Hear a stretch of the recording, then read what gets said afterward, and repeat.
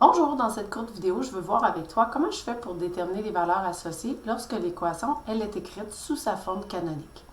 Donc, premier exemple, je prends l'équation que j'ai écrite juste ici, y est égal à moins 0,5 x moins 2 au carré plus 8. Donc, on sait que la forme canonique nous permet de déterminer le sommet. Donc, ici, le sommet de ma parabole, c'est le point 2, 8.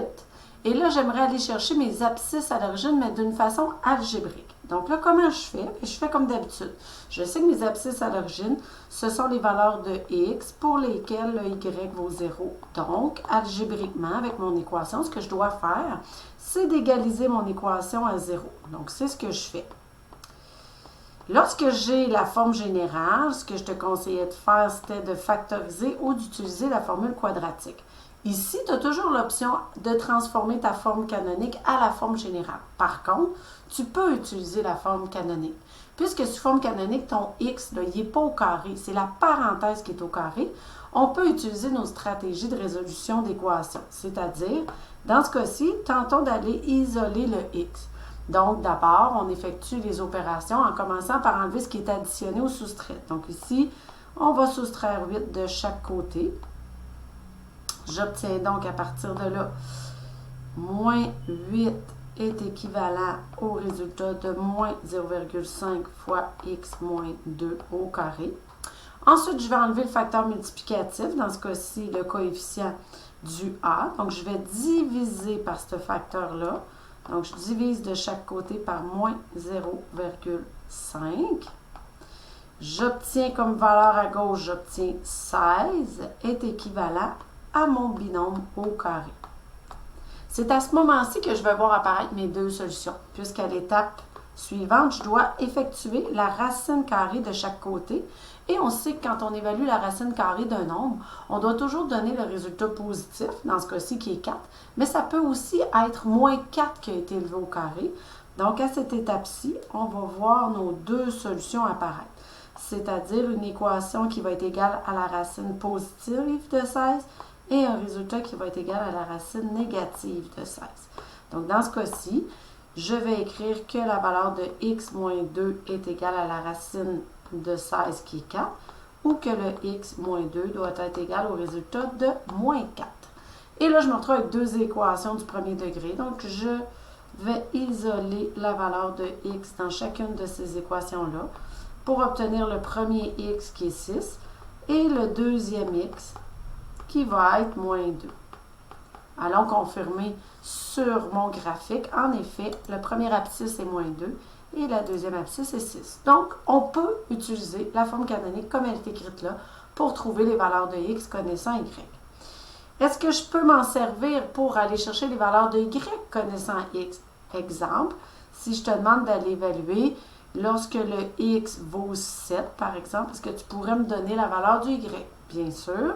Donc, je prends mon équation, je remplace le x par 7, et là, j'ai une chaîne d'opérations. La seule chose qu'il faut que tu fasses attention, c'est d'y aller en respectant les priorités des opérations. Donc, ici, on se souvient du petit pentas, donc les parenthèses en premier, les exposants, les multiplications dans l'ordre de présentation et les additions-soustractions.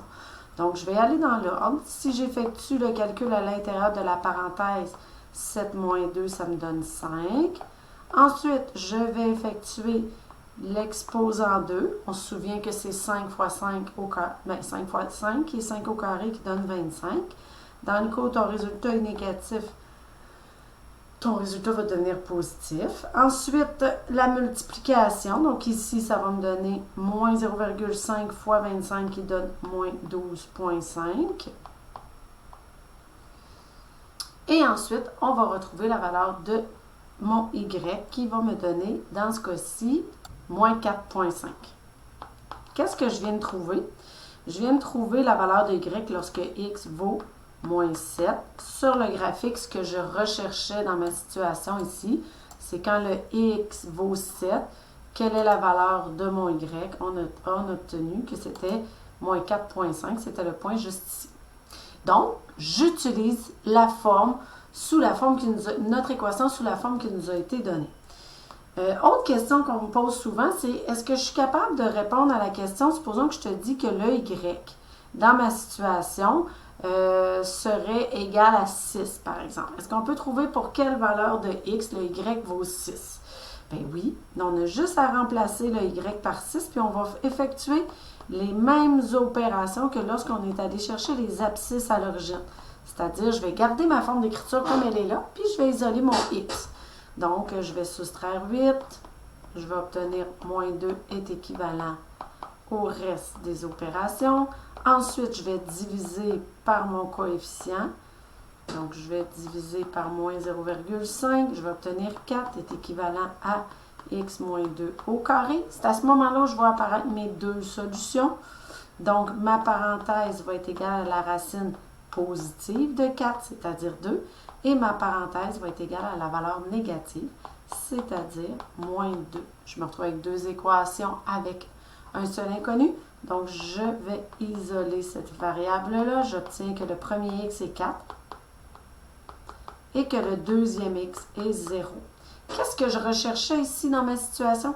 Je cherchais les x pour lesquels le y était 6. Donc, dans ce cas-ci, on a deux solutions, puisqu'on a deux branches à notre parabole, et les valeurs que je recherchais, c'était le point ici pour lequel le y était 6, et j'ai retrouvé l'autre. Donc, peu importe l'équation est donnée sous quelle forme, il faut que tu sois capable d'utiliser la forme que je te donne pour être capable d'aller chercher tes valeurs. Donc, si je te donne x, tu remplaces. Si je te donne le y, tu isoles et tu trouves deux réponses. Voilà!